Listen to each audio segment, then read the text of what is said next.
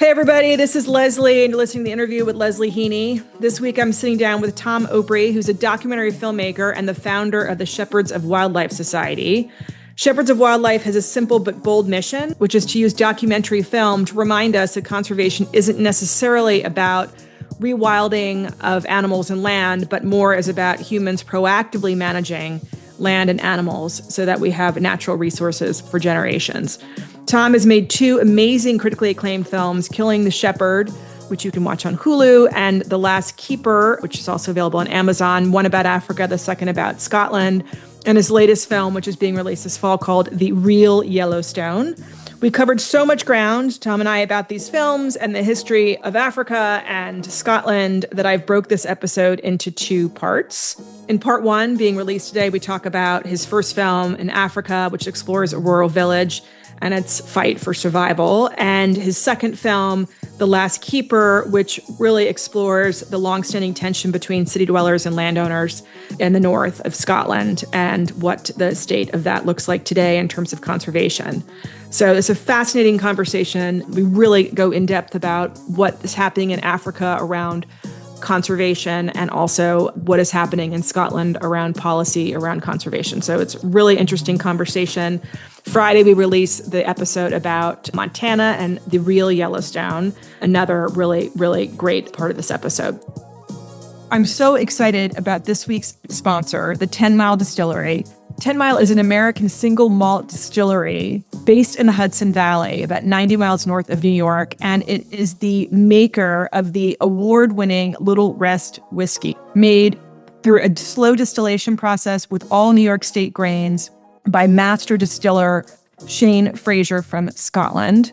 And when I say award-winning, I mean it's earned a 95 out at the whiskey competition in San Francisco and a 96 at the New York International Spirits Competition. This is delicious. If you do not believe me about how delicious this is, the good news for you is that if you're in the New York area, you can go visit this incredible and beautiful distillery yourself. It's set among the most beautiful apple orchard with beautiful views of the mountains behind. Stop by for a leisurely tour or tasting, or even enjoy an expertly crafted cocktail. They also have gin and vodka available. They also have this incredibly delicious Thai restaurant that is in residence there from Thursday through Sunday. To learn more about the distillery, you can visit them at 10miledistillery.com/the-interview. All orders will receive 10% off if you put in promo code the-interview at checkout. So go to www.10miledistillery.com/the-interview to get that discount, that 10% off. I promise you, you will not be disappointed. So with that, here's Tom Opre.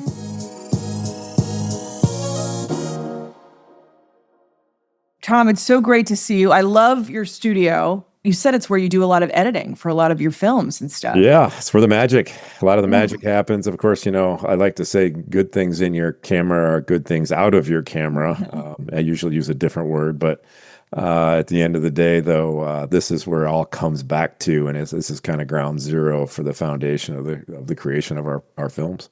So take us back a little bit. Tell us about why you decided to start or found the Shepherds of Wildlife Society.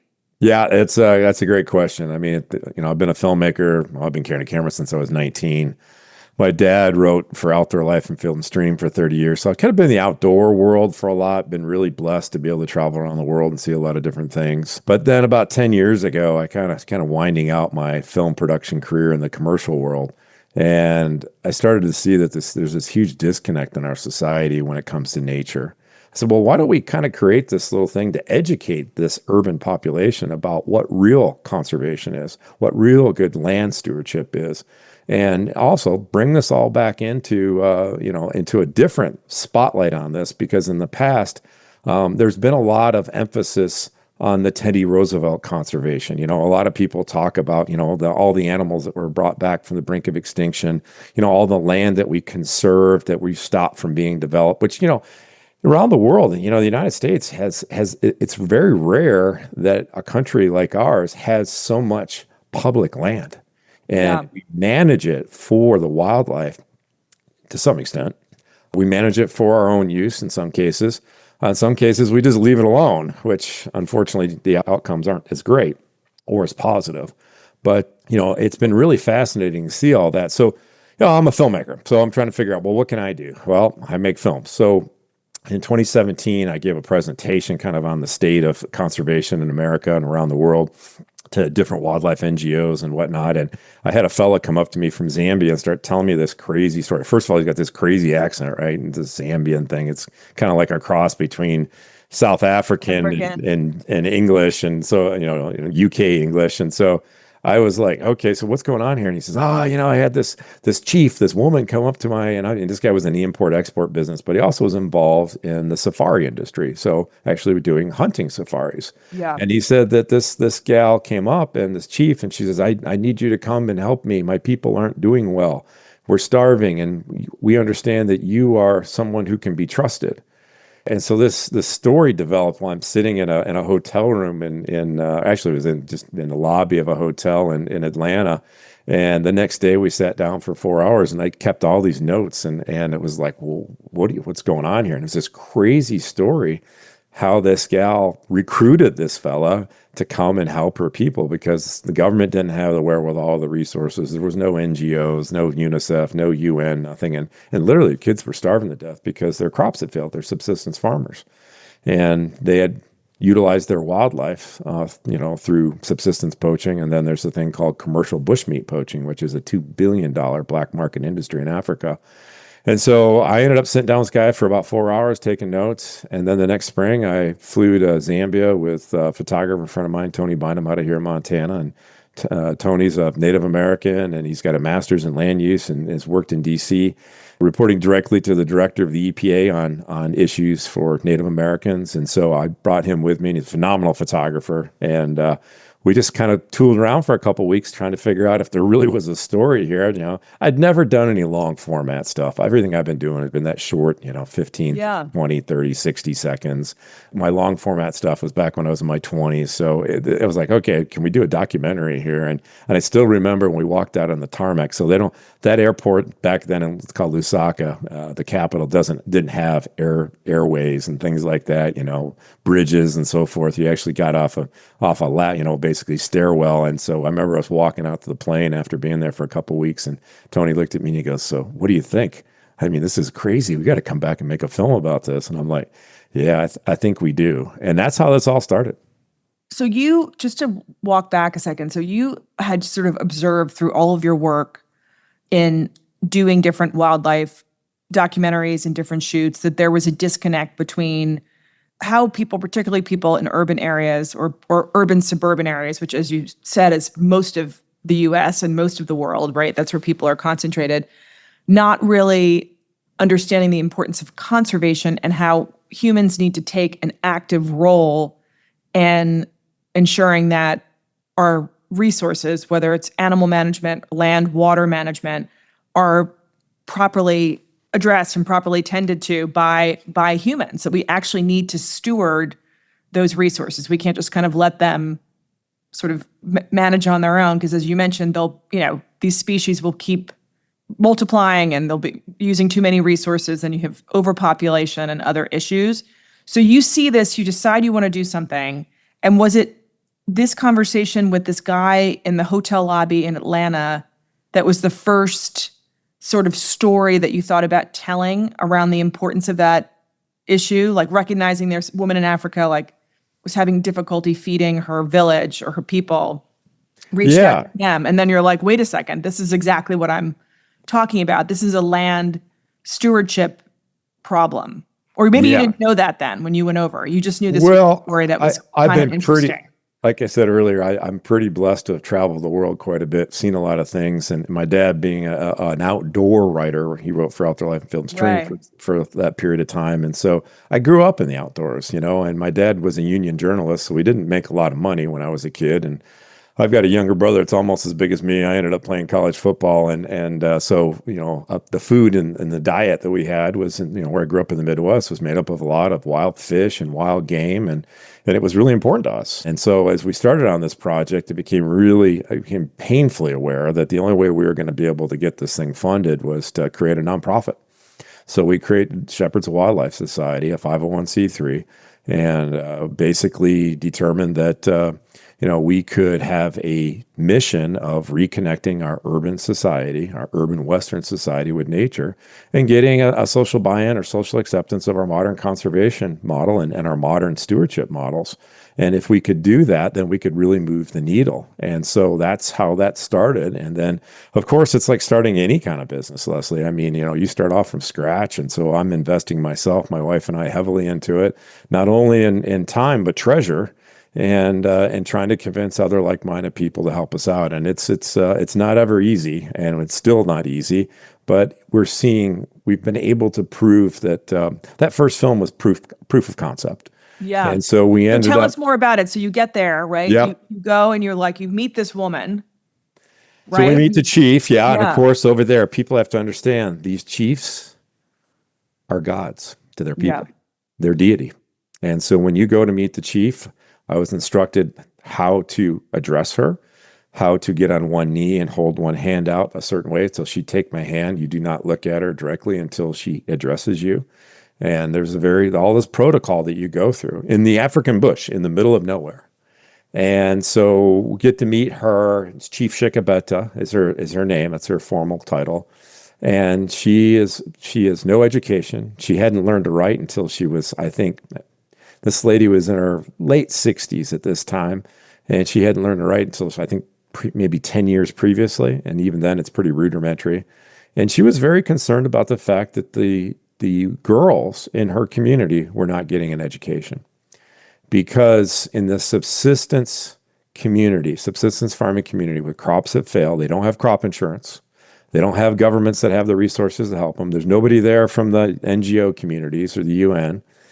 So they utilized the wildlife, like I said. So they utilized it. There was this area used to have phenomenal populations of wildlife, the big five. So you had black rhino and had elephant and lions and Cape buffalo and all kinds of plains game. And then hippos and crocodiles, all that stuff. I mean, it was, I've talked to some people that spent time there in the late 70s and in the 80s, and it was just a Valhalla of African wildlife. Wow. But it's a really rugged area, and doesn't have any infrastructure there. It's not the great Serengeti, with the migrations or anything like that. There's no place that really you could have photo safaris or anything like that. It's just too desolate. It just doesn't have the open areas that you have, like say in the Serengeti. And so these people, her concern was for these young girls in her community, because here's what happens. And I've got 3 daughters. So this really hit me hard, Leslie. When your crops fail and you don't have wildlife to use because you've not conserved it, and so it's gone. In some cases, certain species have gone locally extinct in this area. I mean, there's no elephant, there's no rhino, and there's no certain plains game species gone. It'd be like saying white-tailed deer no longer exist in New York. I mean, because this area is pretty big. I mean, it's not as big as New York, but it's 1.5 million acres in size. But, if you have a daughter who's reached puberty, 12, 13 years of age, and you're out of luck, you don't have any food, and you've got 8 or 9 mouths to feed, because all these people all have large families, just like our ancestors did when they were subsistence farmers. It's quite okay to sell that daughter as a second or third wife for 30 bags of corn. Yeah. Now, think about it. Your back's against the wall. You got these family to feed. Your daughter's there. She's just another mouth to feed, right, at this point in time. And you can get 30 bags of corn, which will feed the rest of the family for the next year. And then she goes off and she becomes the second or third wife for this gentleman who maybe he's fairly well off, or maybe he's made money from poaching. I mean, who knows? And of course, by the time she's 14, she has at least one child on the ground, that she's born. And of course, I've been talking to the medical professionals over there, and at 12, 13 years of age, these young girls haven't even matured physically enough to carry a child, and many of them die in childbirth, in that first childbirth. But yeah, their backs are against the wall, and so that's what happens. And so the chief was really concerned about that. Plus, the girls, if they're being mothers, they're not going to school. They're not learning English. They're not learning to read and write. And when I first got there, on that first trip, the school was an open thatched roof, post in the ground, thatch on the top, and dirt floor. And the kids, they have that colonial English background. So the schools and towns, the kids all wear uniforms and, have a pretty serious educational regimen that they go through. But these kids out in the bush, they didn't have that. They didn't have any school supplies. The teachers didn't get paid. And so it was just constant circle of poverty that goes on. And so she really wanted to change that. And so that's why she reached out to this Roland Norton, the fellow that I met there in Atlanta. And he basically said, well, we could help you here, but it was an area that the wildlife populations were so decimated that the government, National Parks and Wildlife, had designated it a game depleted area. So there was nothing there. There was nobody could get a quota to go hunting in this area. So no safari operators were operating there. There was no anti-poaching going on. And the community was just sinking fast. And it had been going on probably close to 20 years that this had just been getting worse and worse and worse. So, yeah, so it was pretty fascinating to get there because when I first there, I don't think I saw 10 or 15 animals the first 2 weeks I was there. And this area was along these beautiful rivering bottoms, this habitat that you would think you could just imagine herds of animals and all this stuff there. It was beautiful habitat, but it didn't have any animals in it. Were you able to go in and not only tell the story, but also to kind of give some assistance? I mean, she reached out to this Roland Norton, looking for help. Was she looking for just education for the kids, or was she looking for help in trying to revitalize some of these crops so that she was able to feed more people, were able to actually live and, eat and live there? All of that and 100,000 times more. Yeah. I mean, there was a need for education. There was a need for good, clean drinking water. So they needed to drill boreholes. They needed to stop the poaching going on. So the subsistence poaching, they what they did is the Nortons got together. They pooled some money. Roland had just recently retired from his import-export business and sold his half of the company to his partner. So he had some money, and he literally made a contribution or dedicated hundreds of thousands of dollars US, which is a lot of money in Zambia, to this cause. And what he did is he came up with this multifaceted economic approach. One, that's wean the people off of killing the game.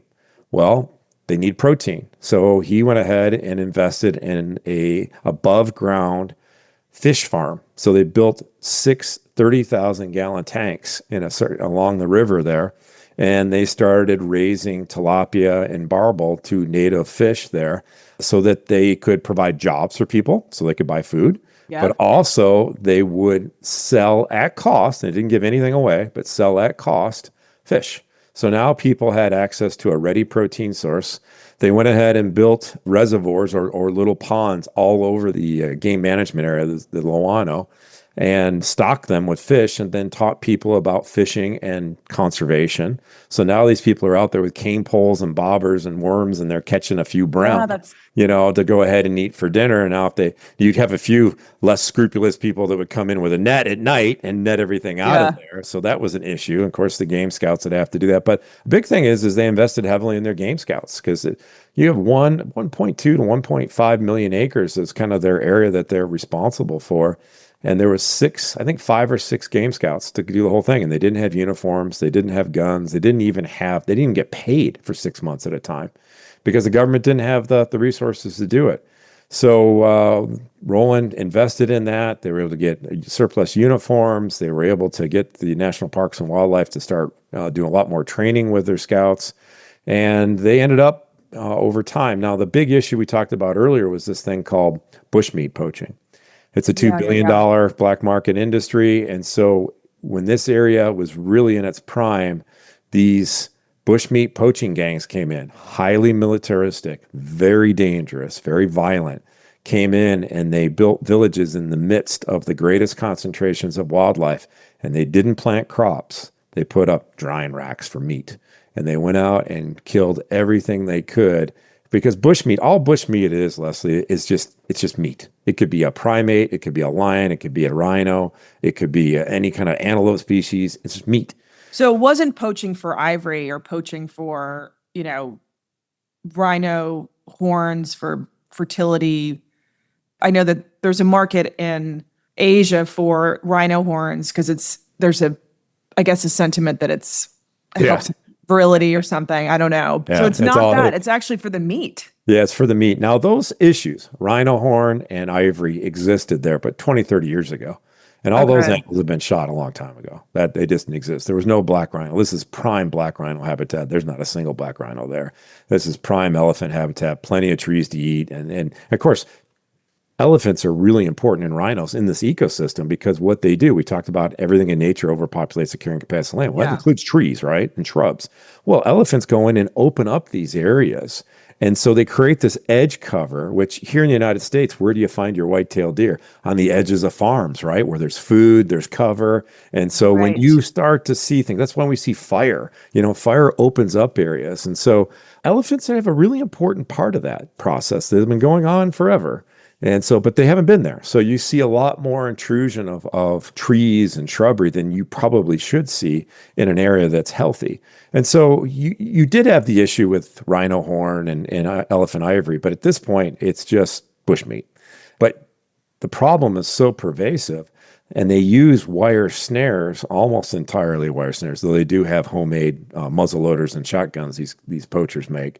But the snare is the key thing, because one poacher can put 100 snares out in a week, and they sit and they ring the waterway because everything has to come to water to drink, everything. So whether they come along the river or they come to a spring or to a small stream, and wherever that exists. Now, in Africa, you will have a rainy season, which was usually, say November, December into April, May in Southern Africa. And they'll get the monsoon rains and all that. And then it greens up and everything's lush and vibrant. And then come the end of August and into September and then October, November, you get this super hot, super dry. They haven't had rain for 3 or 4 or 5 months, 6 months. And, everything dries up. But where you have those springs that still exist or along the major riverways, that's where those poachers will put out those wire snares. Oh, And the I thing see. about the wire snares, it's an indiscriminate killer and it keeps killing. So you put out 100 snares, that poacher might go and get an impala or a kudu or something, and then he'll leave. And he might not come back and check on those snares ever again. And they continue to kill. And the one thing about snares that people don't really understand is that most of your antelope species in Africa the females don't have horns, but the males do. So when the males walk into a snare, say if it's a neck snare, typically their horn will hit some part of that wire snare and it'll make a very unnatural sound to them, something that they just don't hear.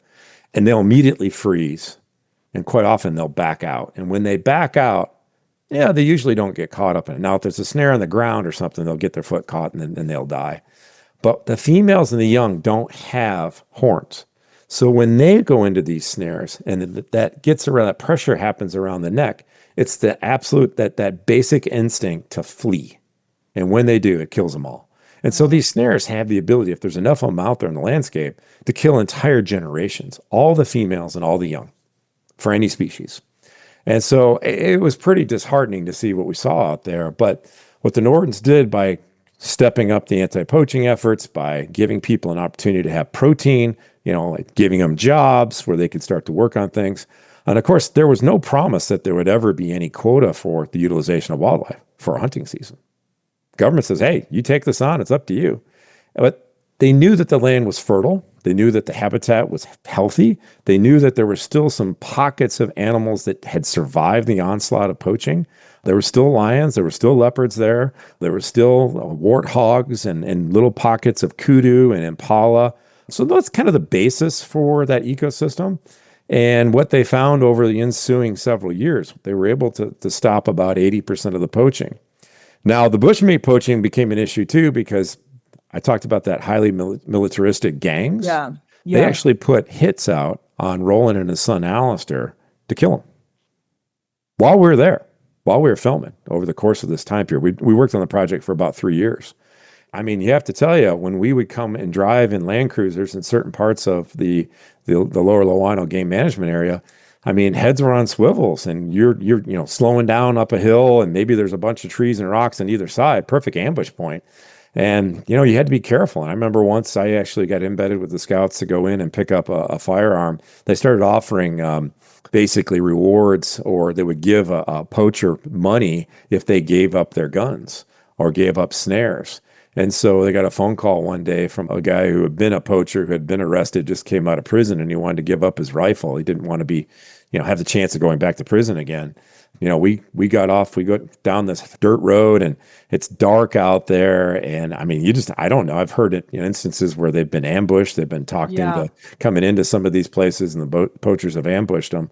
Of course, we stop, we find the poacher, he stops us on the side of the road and as soon as we head off into the bush, I mean, there was about 10 or 12 game scouts in the back of this truck, and I just hear a chorus of AK-47s locking and loading. Like, we're going to war here. And we go down about another mile or so, and the poacher gets us to stop. He'd left his gun out in the bush on the ground, out, just hidden. And so we get out of the truck, and of course, it's pitch dark, so I got to turn a light on my camera. And so I'm thinking to myself, wow, this is great. I got all these guys walking around and they're using my light to see what's going on because it's this great big spread out, light on the ground. And I'm thinking, wow, this is great. I'm sure I'm going to be target number one if somebody starts shooting at us. But, we walked in there, we found the gun, and the guy gave the gun up, and they paid him 1,000 kwacha, which is, I don't know, today's exchange rate. Back then it was, I don't know, maybe I think it's about 18 kwacha to the dollar. So it's not, it's a sizable amount of money for these guys. The guy was supposed to also be an informant after that. And interesting enough, they never saw the guy ever again after that night. So we don't know what happened to him or where he went. But, the really cool thing about it is every year that I went over the course of 3 years, and I would go once, sometimes twice, sometimes I'd be there for 14 days, some days for 28 days. And my last trip was during COVID in August, September of 2020, when we were just opening up the country for international travel. I don't want to tell you guys all the stories happened because some really awful things happened. Not to me, but I saw there were people that passed away while we were working on the production. And so it was really disheartening at times. People from the village? Yeah, some of the game scouts. I mean, so part of the issue there is not only do they have the issue of food stability and the child brides and stuff, but disease is a real deal. And it's not AIDS. It's mostly malaria and sleeping sickness. This is a tsetse fly area. Sleeping sickness is a real thing. It causes your organs to crash and shut down. And one of the game scouts that I got to know over a period of time, he ended up 1 year in between trips. I got a phone call and he'd passed away. And one of the chiefs, Chief Shikabata, we ended up working with two chiefs, and the first chief, unfortunately, under very mysterious circumstances, left us. And so there was a lot of real hardcore left us, like died or yeah, left. She passed away. She passed away. Yeah. So what is this succession? Is it by birthright? Is it by election with village elders, or how does it work? Well, a little bit of both. It's birthright. So the government of Zambia keeps the pedigree, keeps the genealogy of all the chiefs in all the areas. And then there is a royal council that will designate who they think should be the next person based on that genealogy. And then they'll bring that person in. And as long as the royal council agrees on it and the government agrees that, yes, this person is qualified to be a chief based on their lineage, their genealogy, then there's a whole ceremony they go through to make them chief. So, but it is all by birthright. So no different than a lot of the European stuff until they started offing each other because they had this claim to that claim. So over the course of the 3 years that you were filming this village and watching this impact, right, that this Norton family had on this community, how did things end? And we should mention to listeners, you can watch this documentary, right? You can see Killing the Shepherd. It's on Hulu, right? Well, it's on a whole bunch of different. You can watch it on Hulu. You can watch it on Amazon Prime. You can watch it on Tubi, and then also shepherdsofwildlife.org. We have the film plus the panel discussion we did that we put together when we did the world premiere back in 2021. So, how was it the last time you were there, and how have things progressed? And well, we have a male chief for the first time in about 40 years.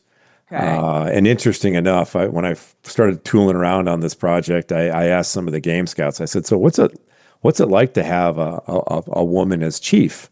And I said, "Is this something?" Because that's not normal in Africa. And they're like, "Oh, well, we like it." And I'm like, "Well, why do you like it?" Because they get stuff done. Well, it's not like you get stuff done, but it's like one of the scouts to me goes, "Hey, we like it because if it's a man, he only cares about himself and what he wants. Right. But a woman, she's a mother. And she wants to take care of all of us." And so, yeah, it was pretty, it was a little disheartening now that they have a male chief, nothing against the chief. But yeah, and so I was there just this last June. And so I saw a lot of the things that are changing. There's some threats, there's some new things going on, new developments. And it's pretty fascinating what's going on. So now we're actually trying to raise some money so that we can go back this next summer and hopefully put together a film about all the updates that's going on. But one of the things is we talked about the fact that certain species of animals went locally extinct because of poaching. So now the National Parks and Wildlife have given the Nortons approval to access and trap and translocate animals from other national parks where they have a surplus of animals in areas that have tsetse flies, because you have to have that issue. They have to be immune to tsetse flies. So they're willing to allow them to come in, but we've got to raise some money for it. And it's hundreds of thousands of dollars. But the goal there is to bring back the wildlife that's gone locally extinct, tell some of those stories about where they are, where they are today. And it's fascinating. It's just, it's life. It's real life. And it's not make-believe Hollywood. And it's fascinating. So anyways, that's where we're going with that. And that was your first documentary, right? Your Correct. first foray into wanting to demonstrate like the impact that humans can have in a positive way in helping to conserve the resources, right, in a particular area. But then your next story was about keepers in Scotland. How did you find that story and decide to feature that as part of the work that you're doing? Yeah, so Africa, right? It's pretty cool. I mean, you can see what's going on. Beautiful place, beautiful people, great to film, great and dynamic story. Of course, the wildlife population's exploded. And so now they've got wildlife there. They're able to use the wildlife in a sustainable way. The people have their own quota, the community. So now they have their local meat source that they can get. So it's a really fascinating story. But there's a lot of people out there that say, well, there's no way that you should have people going to Africa going hunting. That's not right. They shouldn't do that because everything's, is endangered. Well, that's not the reality there. There's really not a lot of stuff that's endangered over the big scope of things, maybe in general areas like we talked about in small areas, but there's a ton of wildlife there. There's a lot of great wildlife habitat. And the big thing, what I came to understand is about the people, Leslie. If people don't see a value, we're not going to have these resources. And so that film, Killing the Shepherd, ended up winning awards for social justice and indigenous and human rights. And I was like, wow, okay, this is a big diff thing. And so, all right. And of course, in the world that I live in, my wife and I both we're sportsmen and women. We like to spend time in the outdoors, fly fishing and bird shooting. We run bird dogs. We raise our kids on wild game here in Montana. But we also saw on the internet and what's going on with this disconnect, we see a lot of hate and vitriol on social media. Yeah. We saw my wife being a hunter. She was attacked. She was also Mrs. Nebraska in 2003. So, and you have to have a cause you celebrate. Her cause was the Theodore Roosevelt, the Teddy Roosevelt hunter conservationist. That's, why, like we said earlier, why we have all these wild places, wild things. And so I want to do another episode with your wife on that. Yeah, no, she's great. So, but, we had experienced in the teens to 2004, or 14, 15, 16, 17, a lot of hate and vitriol towards my wife where people wanted to kill her. I mean, the Animal Liberation Front, ALF, which is, according to the FBI, one of the top 10 most dangerous domestic terrorism organizations, actually put a bounty on my wife's head to have her killed. That's here in America. And so that was part of this whole disconnect that I was looking into and doing all this research and trying, why do we do this? It's just crazy. I mean, it's so beyond what I thought we were as a society. And so we do the project in Africa. We get all these accolades. I mean, it opened up a lot of eyes. I ended up doing screenings with the Secretary General of CITES, which is the International Trade of Flora and Fauna, in Geneva. I ended up in Westminster. I ended up in the U.S. Capitol. I ended up all over the world talking about this. So yeah, we see all this stuff, and then I've experienced, firsthand this disconnect with the hate and vitriol on social media. Yeah. And I heard these stories about these gamekeepers in the Scottish Highlands that were being ostracized. in their own communities, being ostracized in their online, literally, people saying they were evil and terrible people because they were managing the land, doing the conservation work to enhance the land so that the wildlife would have healthy environments to live in. And I'd never been to Scotland. Now I am of Scottish descent. I've got lots of relatives that are all over Scotland, Ireland, and Wales. I've got a great grandmother that spoke Welsh, but I have that genealogical connection, and I'm like, well, what's going on here? And I started talking to some people in the sporting estate industry, and the stories I heard were, very similar to what my wife and I experienced online here in America. And so I'm like, huh, all right. And so we do a ton of research, and I ended up meeting with a fella named Rory Kennedy out of Edinburgh. And yeah. Rory is or was at that time, was the director for the Game and Wildlife Conservation Trust in Scotland. So it's the third largest wildlife charity in all of the UK, but he was their main director for their unit in Scotland. And they have a pretty robust group of scientists that are studying all these issues around wildlife and habitat conservation in the United Kingdom. And he handled and oversaw everything in Scotland. And so we put a list together, and Tony Bynum, I had to bring Tony again because it was about land use and land ownership stuff is what we were hearing.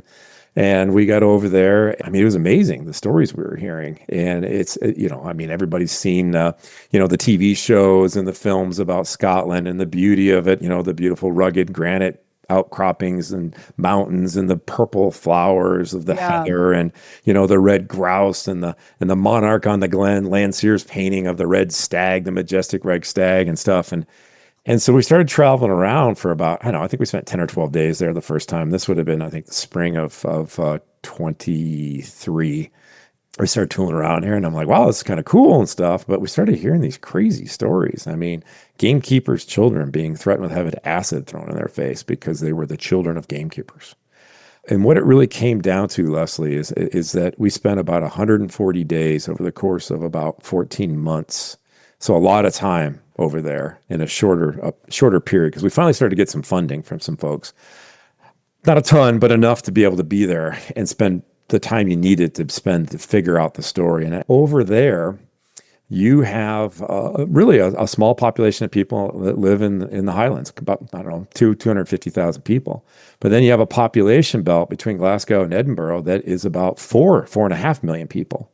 And most of those people don't leave that area. They don't go up and hang out in the Highlands. Now, you get people that drive around and camp around, but they have a thing called the right to roam, which was a real big eye opener to me, because when we first got there, we were sitting on the side of the road, and there's a fence there, farmer's fence, rancher's fence kind of thing. And I tell Rory, I'd really like to go over on that hill over there and get this awesome epic shot and da da da. And it's like, go ahead.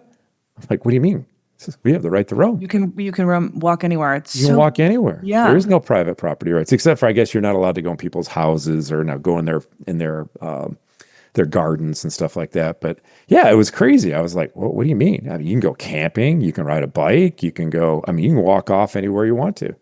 There's nothing you can't hunt and fish on this private land. Yeah. But you can go access it. And it's something that came across in the last 10 or 15 years when the Scottish National Party came into power. And really what it kind of was what it came to really understand for me is that if you go far enough in any Scots history, back in their lineage, you will find the oppressed or the oppressor. And you remember, the United Kingdom Scotland hasn't had a revolution like we did in 1776. So the people that are in power, not all of them, but people that have the money, and have control a lot of things behind the scenes, are people that have been in control for a long time, hundreds and hundreds and hundreds of years. I literally trace back the issues that we were starting to look into to William the Conqueror, 1066, and feudalism. That's what he brought into there. In so much as that the word forest, what does it mean to you, Leslie? If you were to define the word forest, what does it mean, and where did it come from? Dense trees. Wrong. The word forest means, and very simply, the king's hunting grounds.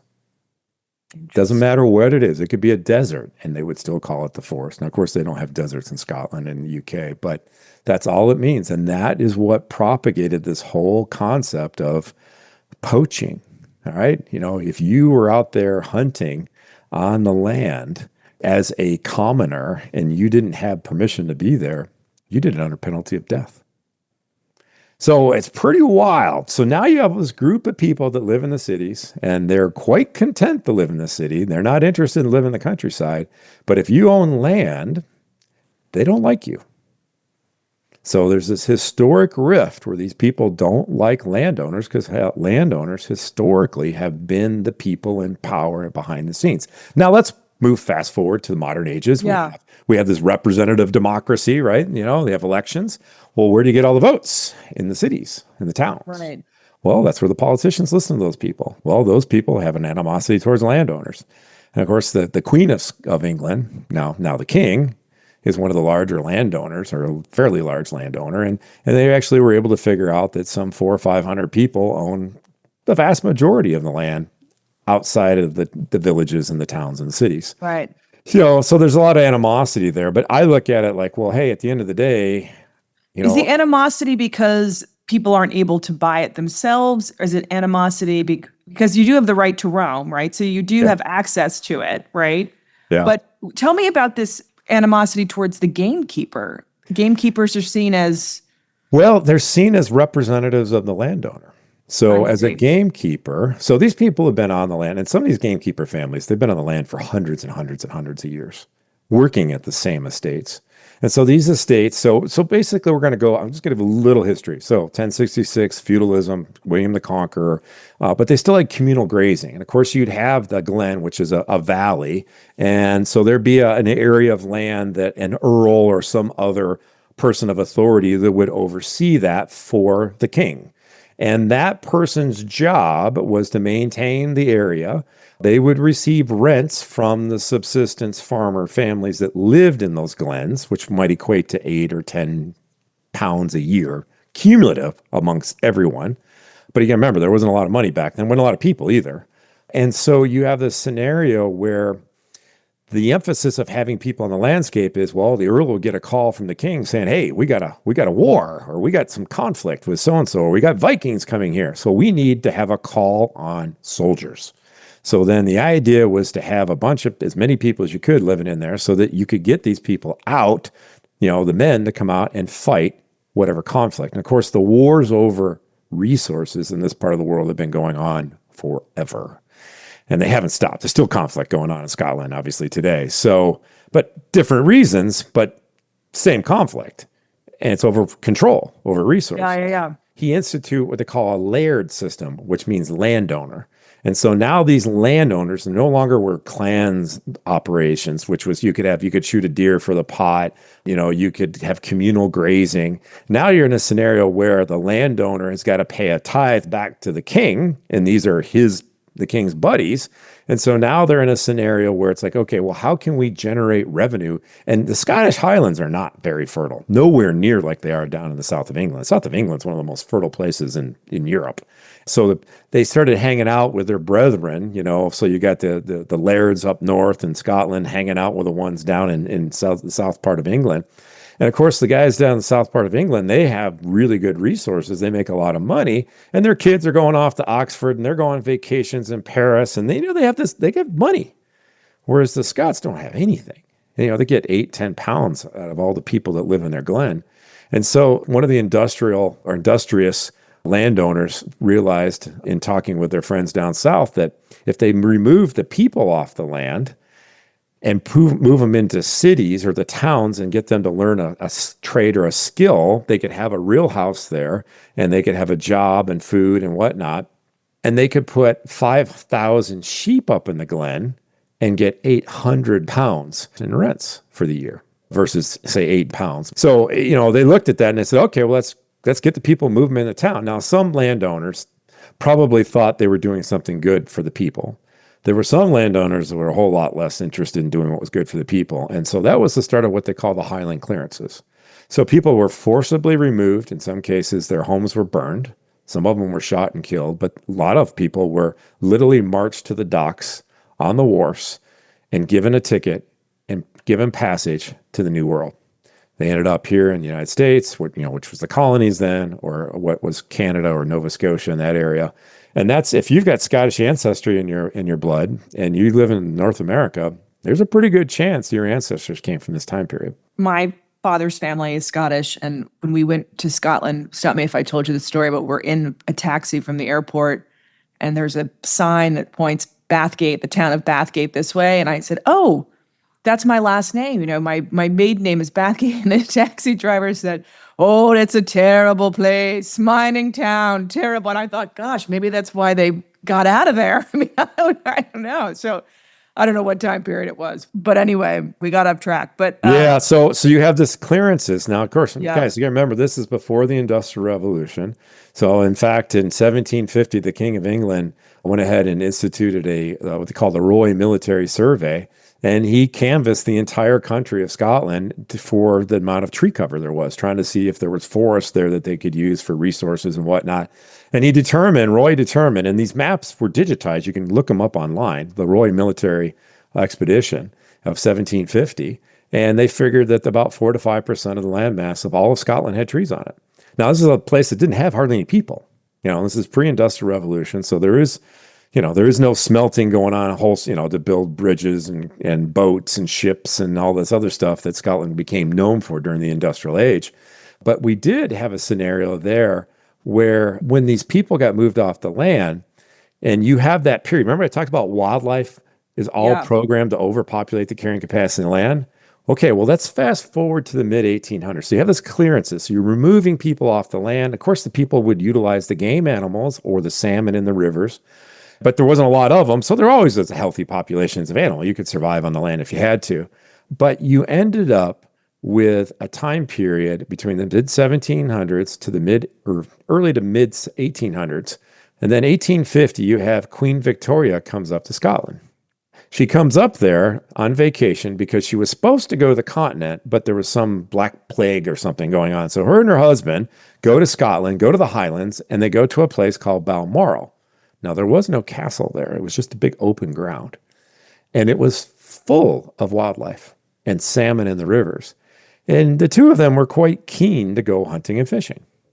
And she and her husband fell in love with Balmoral, and they bought it right there. Bought the whole thing. And next thing you know, she's building a castle. This is the Queen of England.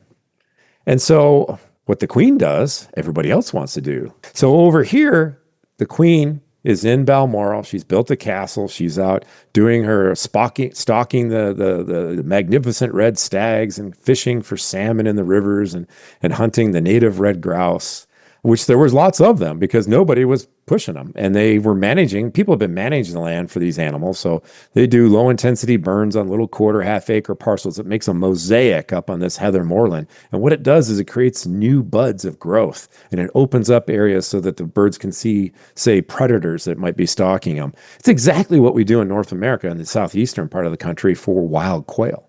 And where we do that, we have lots of wild quail. Where we don't do that, we don't have that many quail. So 1850, she's there. And of course, all the people down south in England see what's going on.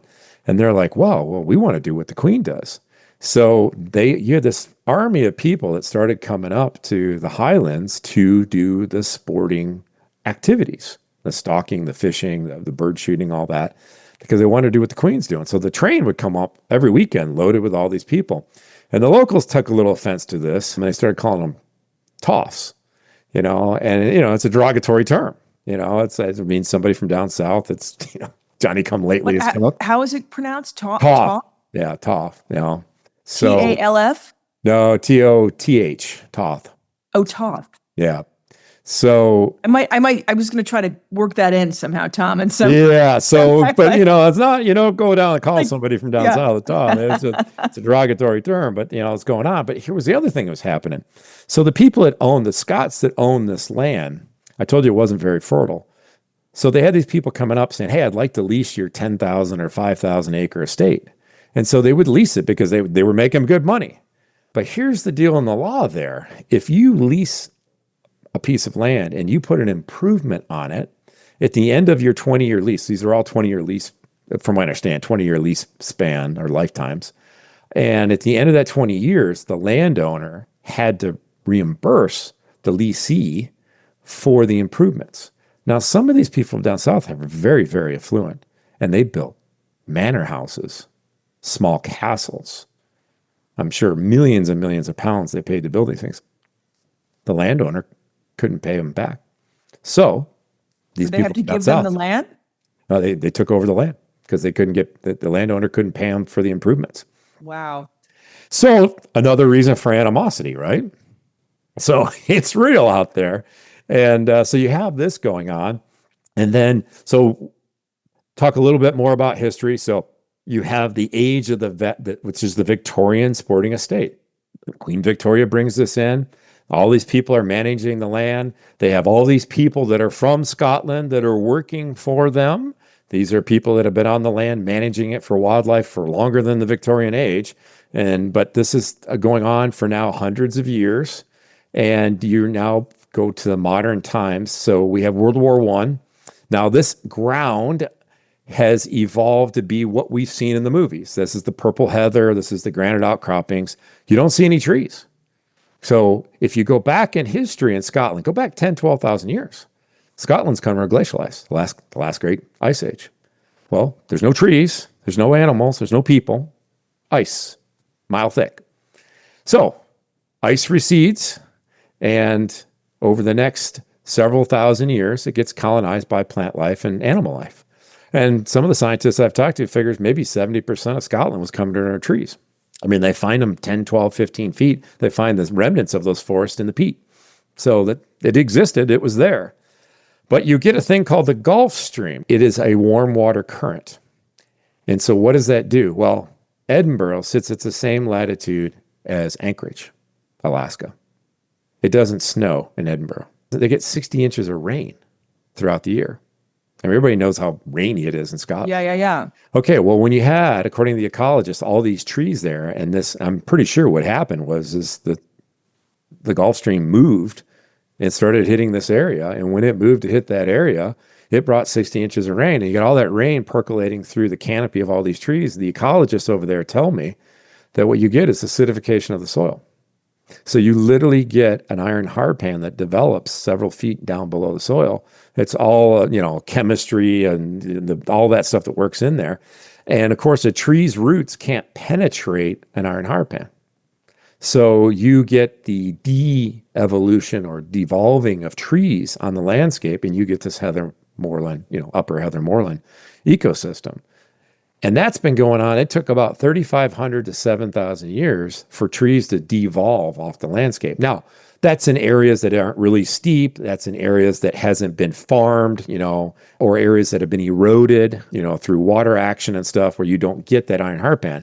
But I actually sat down with some soil scientists in the James Hutton Institute in Aberdeen, and they showed me maps of what Scotland and Ireland look like when it comes to that soil map. And there is iron hardpan everywhere. So go to World War I, you got this major world war going on. A lot of the keepers ended up being frontline troops in World War I. A lot of them got killed. They lost entire generations of people because they were keen shooters, right? They were out there managing the land. Yeah, so they were really good in the military, but a lot of them got killed, going into these machine gun, full on, charges. And so you have a scenario where the government said, we don't have any timber and we need wood. So they started planting trees in after World War I, and the government started subsidizing, paying people to plant trees on their land. Now you have an iron hardpan. Well, how do you plant trees there? Well, you can't do it unless you break up the iron hardpan. So they created this thing called a tree plow, and they started plowing up the ground in order to plant these trees.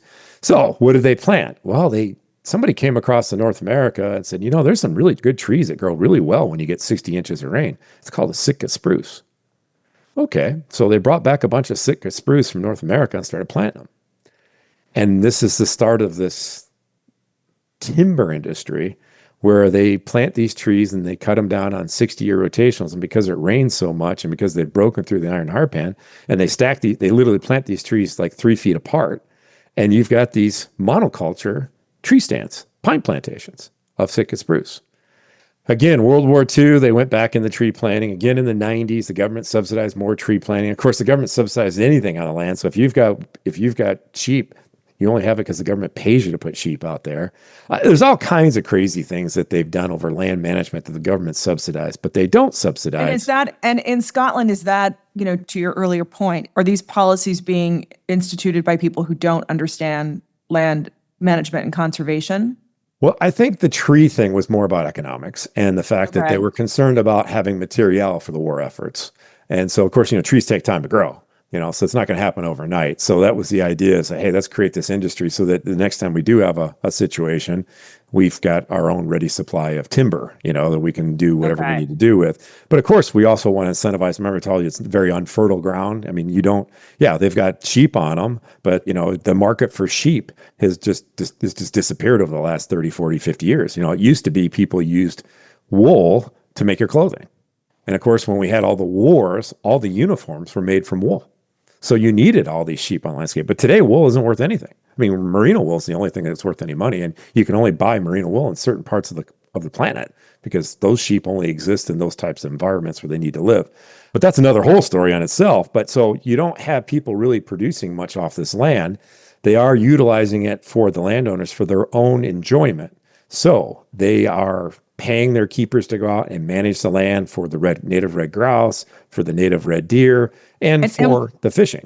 Sorry, Tom, when you're saying they're paying the gamekeepers to manage the land, is the management, does that mean sort of killing overpopulations of certain, to keep the deer population in check? Is it the same goes for the fish, or is it actually like doing burning of the land to, as you were talking about, to kind of keep the heather grow, to keep all of the native plant life also in check and to help support it growing in a healthy way? Yeah.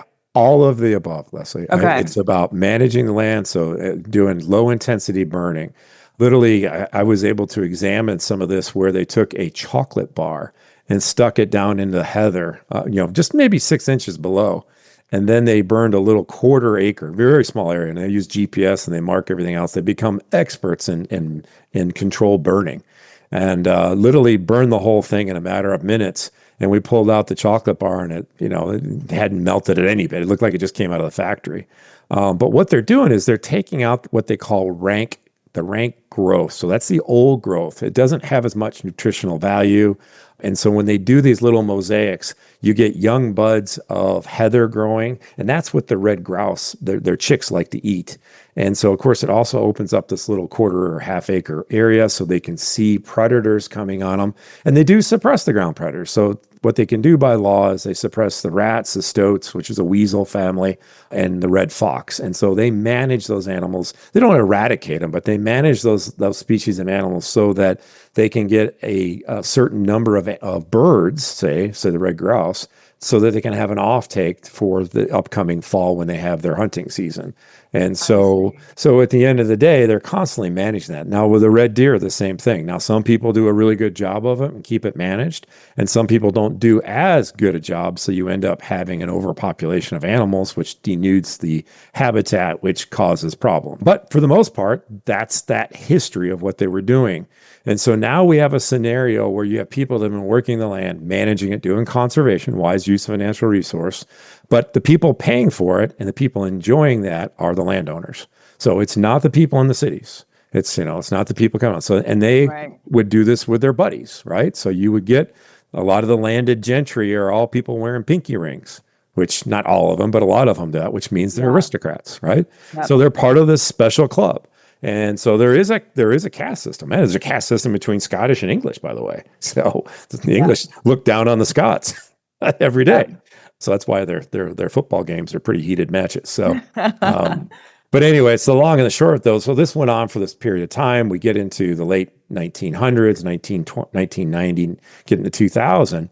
And there was this fella and some group of people that got together and they thought, you know what? One, we can't really use this land. And so how can we figure out how to use this land? But you know what? We remember reading about, and there was a Roman chronicler that wrote about the great Caledonian forest that existed out here. And these evil landowners don't allow trees to grow because they're always burning. Now, they're not talking about iron heartpan. They're not talking about the natural process of evolution. They're talking about their human bias that they don't like the landowner because the landowner's seeing a benefit by managing the land for their use. So now you get this group of city people who say, you know what?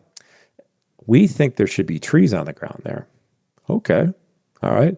This concept of the Great Caledonian Forest. Well, we know there's evidence that there was a forest, because you can see it in the evidence in the peat. But it's 8, 10, 12, 15 feet down in the peat, right? It's not on the surface. So this is something that happened a long, long time ago. Well, when I talked to you about those processes of evolution with the Gulf Stream and rain and the acidification of the soil, well, they don't talk about that. What they talk about is the fact that they would like to see this land go back to this concept of this great Caledonian forest. And they're going to do whatever they can to make it work. Now, they've enlisted the help of all the city people. Well, they go to the politicians and say, Mr. Politician, we want to make sure that these landowners can't do this practice or that practice, no more burning, because now we have a climate conflict, climate crisis. Okay, so if we see something burning, well, that obviously has got to be lending to the problem. Whether it is or not, who knows? But that's what we're going to do. And we're going to institute as many rules and regulations and laws to make it as difficult as possible for these landowners to do conservation work on the land and realize a benefit that they want to realize. And that's really what it comes down to. So now you've got these people that want to see all these trees. And of course, not all of them are, like I said earlier, are native to that part of the world. And of course, we're talking about it's a Roman chronicler that wrote about this hundreds of years after the last Roman was in Scotland. Remember, the Romans didn't take over Scotland. Hadrian's Wall was about 3/4 of the way up the island. And there was a whole bunch of Picts, which is my ancestry, that were, too difficult to deal with. So the Romans just said, hey, let's put a wall up and keep them out of here. Yeah. So there's a lot of stuff going on that's like, okay, what really was here? I mean, were there bears here? Yeah, I'm sure there was bears there. European brown bears. Were there wolves? Yeah, I'm sure there was wolves there. Were there beavers? Yeah, I'm sure there was beavers. With all kinds of stuff that was there. If we go back far enough, I mean, heck, if we go back far enough, there was dinosaurs there too, right? Right. So is that the idea of the title, The Last Keeper, is that you're hypothesizing that that entire way of life and that entire system of land management could become obsolete with people trying to change I wouldn't even say policy? obsolete. I think absolutely, genuinely, 100% eradicated. Yeah. I think people's human rights are being destroyed. I think people that have lived on the land, have managed it, have made a living. So these keepers, so they work for a landowner. The landowner, as the keeper, provides them with a home, provides them with a job, a salary, provides them with a land cruiser, with a vehicle, provides them with whatever kit they need to do that. And these jobs, as long as the keeper does a good job, these jobs are for life. Yeah. And when you reach a point you can no longer be the keeper, then you're given a cottage on the estate and you are taken care of for the rest of your life. Right. And then you pass that down, right? You can. But you can. Yeah, absolutely. Yeah. It's not necessarily, a lot of kids, especially in this day and age with all the strife that's going on against the keepers. Now, if you go back even 50 years, keepers were very prominent individuals in these communities. This is rural Scotland. This is not the city. So if you had a problem or you needed to get something fixed, you'd often go to the keepers in the community because they had the ear of the landlords. And they could, and they became best friends with these landlords. I mean, I say landlords, landowners, lairds is the word to use. And so, the stories you hear, and of course, I actually did an interview with one of so really, we're morphing into this thing called rewilding. So there's this concept of we want everything to go back the way it was, supposedly, and we want to make sure the landowners, we're going to do whatever we can to make sure the landowners don't see any benefit to it because we want their land. That's really what it comes down to.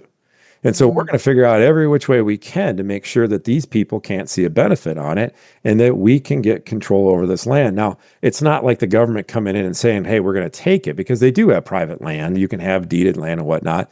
But you're in a scenario where they make it so difficult that the landowner finally just throws up their hands and it's like, let's just sell it. Now we've got a whole bunch of other stuff going on here. We talked about climate, right? And it's a real thing. I mean, the climate is changing in Scotland, and there's real impacts on the ground when it comes to the animals that live there, things like ticks that are now reproducing at greater numbers, and they're on the landscape earlier and earlier in the year because their winters aren't as long.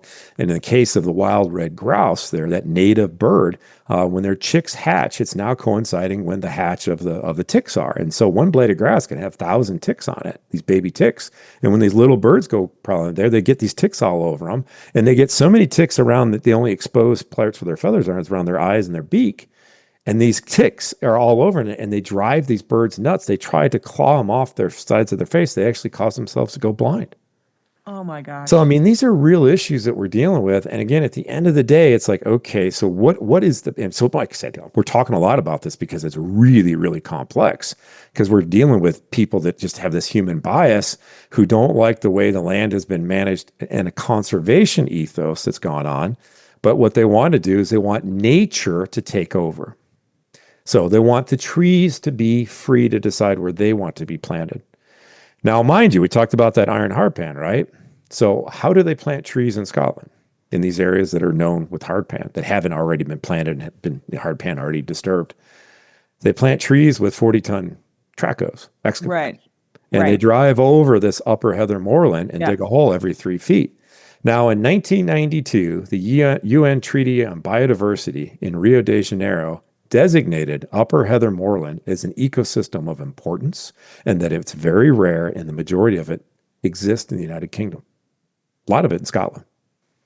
Now, I got news for you, Leslie. If we had an ecosystem of concern here in the United States, and one day we saw an army of excavators driving over and digging holes every 3 feet, every environmental organization in the United States would sue them before the day is out to stop it. Right. But So over what is there, who is the keeper? Who seems like the government should be the keeper, and the government is not because of, it sounds like, political pressure from voters who might not have all of the information. yeah, the bias, human bias. Yeah. So you have a group of people who don't like another group of people, and they're going to do whatever they can to ensure that one group of people doesn't realize a benefit. So that includes getting the ear of the politicians, because where do politicians, they want to stay in power, right? So you have to have votes. Well, where do the people live? Between Glasgow and Edinburgh.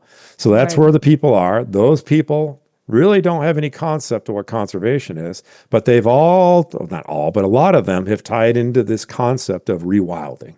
Now, rewilding in Scotland is different than what it is on the continent in Europe. That in Europe, it's about bringing back the bison. It's about bringing back these large herbivores and having these very biodiverse ecosystems. In Scotland, it's about planting trees.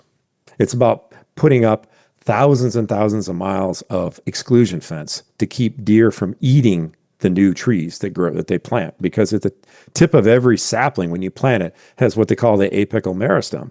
That is the most nutrient part of the tree. And we're a deer that's used to living, you could happen in America. You could do this in New York or Connecticut. If you plant a bunch of trees out there and if you don't put a fence around them, what happens, folks? The deer Right. come in and nip them off. Well, that's exactly what happens. So the timber industry doesn't like the deer. The rewilding industry doesn't like the deer. Now, there's a third party that's into this whole thing. We have this climate concern, right? And I talked about the fact that upper heather moorland, these grouse moors, these estates, these sporting estates, are not very fertile ground. They're great for growing grouse. They're great for growing deer. They're great for having salmon streams, but that's another issue too. But Yeah. they're very unfertile. And because they're unfertile, they're not valuable in the big scope of things versus, say, a farm down in a valley or down in the south of England. So you now have multinational corporations coming in and buying these estates, and they are planting trees, all subsidized by the government, in order to trade carbon credits. And this is going on all over the Highlands. So now you're taking an ecosystem that in the 92 treaty, UN Treaty on Biodiversity in Rio, so it's an ecosystem of concern. And you have a native red grouse that lives only in heather moorland, upper heather moorland. And they don't live anywhere else. And you're planting trees on it. And in most cases, you're planting trees from North America. And in fact, the ecologists tell me within 10 years, the predominant tree species, because it's reproducing, will be the sickest spruce in all of Scotland. I mean, hell of a legacy. It's fascinating. And so is there any besides you who's telling this story and getting this information out about what's happening there? Are there any, I would think, environmental groups that are concerned about just the biodiversity and, as you said, sort of maintaining, and particularly if it was highlighted by the UN, that there would be some sort of a international concern or watchdog group or somebody that would want to explain to the people that are there that are pushing the agenda of, planting these trees, every 3 feet and digging up the soil, that they would be out there kind of lobbying against that. Is there that dynamic going on, or is it sort of Unfortunately, there isn't. I think we're the only people really pointing it out. And the one thing about it is this history I talked about earlier, I mean, this conflict that's gone on. I mean, these people hate each other. I mean, the keepers are trying to survive. The rewilders, like I said, are doing anything they can ostracize these people, their children, everything like that. And it really comes down to is that, you and I could put our dimes together and go buy a piece of land in Upper Heather Moorland that was a grouse moor. And the next day, you and I would be evil. That's how deep seated this is. It doesn't have anything to do with what's right for nature, what's best for our ecosystems. Whether we're going to have clean drinking water, whether we're going to have vibrant, healthy ecosystems with wildlife populations on them, or good salmon. I mean, salmon's another huge problem they have there. I know. Just wild salmon in general is a huge problem. Yeah. Well, especially when you put out the open net, salmon farms, which the Scottish government has allowed the Norwegian farmers to do all along the west coast of Scotland, and their salmon stocks have just tanked because that's just a great thoroughfare or a conduit for disease and parasites. It's not the only problem. I mean, I'm sure we've got issues with overharvesting of bait fish and whatnot, some of that food cycle that they need out in the open ocean, where we've got more and more people doing deep sea trawling. I mean, there's nobody paying attention, but the Chinese are off the coast out there, taking everything and anything they can. So, I mean, there's a lot of issues there. That's just one part of it. But, at the end of the day, it's like, well, where are we going to end up? What is this going to be like? And if you don't have people seeing a value of taking care of land, I mean, it's one thing to say, I see a sunset, or I see this mountain peak, and that's a value to me. But at the end of the day, if it doesn't generate revenue. Now, here's the whole thing about rewilding. They seem to claim that people are going to pay tens of thousands of pounds to go sit out in this Upper Heather Moorland. And according to the scientists I've talked to that have studied this, that if you stop managing the land, say for wild grouse, within 10 years, you lose 50% of the biodiversity. And so, because the grouse is maintaining the insect population, right? So and then the raptors. Grouse, yeah. There's a long history, like in our country, our homesteaders, we prosecuted every predator there was, right? Because we competed with them. So we shot the hawks, we shot the eagles, we shot the foxes, we shot everything. There was no seasons. I mean, it was just survival. And of course, in Scotland, there was a similar mentality. And of course, they instituted laws to protect raptors, just like we did in the 1970s, 1980s. We realized there was an issue there, and we started to protect them. And there are still some gamekeepers that are, they break the law. They shoot raptors. Now, we're talking about bad apples and a few bad apples in a bushel here, not the whole thing. But it's quite easy for the rewilding community to use one big broad brush and claim that that's all keepers, and it's all in this whole narrative of demonizing these people.